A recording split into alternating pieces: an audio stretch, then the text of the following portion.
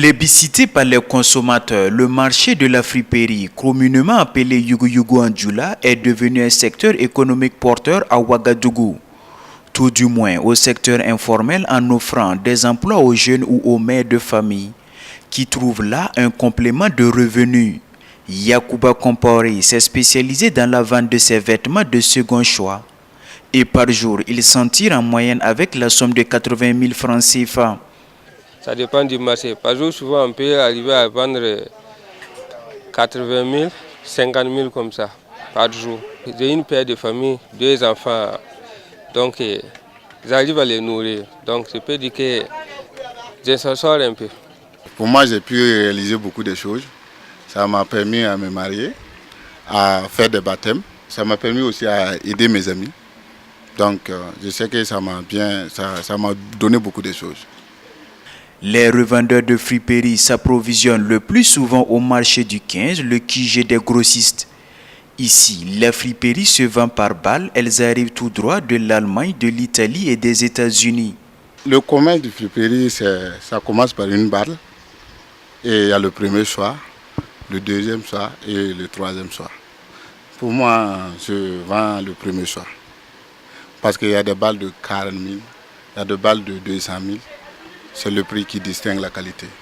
Je prends par balle, je trie en même temps aussi, puisque je fais les deux. Donc je peux gagner le collier à 70 000, à 80 comme ça. Dans ce tas de vêtements, un client choisit un pull-over. Ici, pas de cabine d'essayage, la transaction se déroule en pleine rue. Juste le coup d'œil suffit.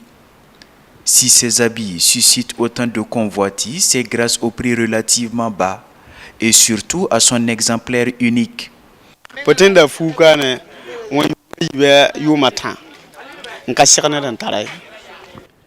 Tu peux payer un habit ici et faire 2 à 3 ans sans voir le même modèle porté par quelqu'un d'autre. L'habit acheté fait souvent l'objet de convoitises par les autres. En plus de la qualité, les prix sont relativement bas.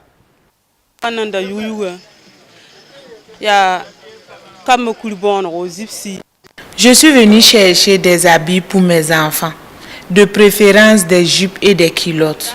Les prix sont accessibles et ces habits ont une grande résistance par rapport aux nouveaux, c'est-à-dire aux prêt-à-porter.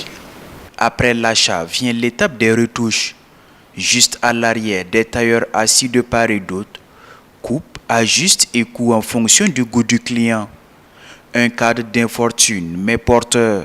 En tout cas, avec les recettes de 80 000 francs CFA par jour et vu l'affluence récurrente de la clientèle vers la friperie, l'on est tenté de dire qu'elle nourrit clairement son homme. Monsieur Compaoré ne dira pas le contraire, même si cette ruée vers la friperie impacte visiblement le marché des vêtements neufs ou prêt-à-porter.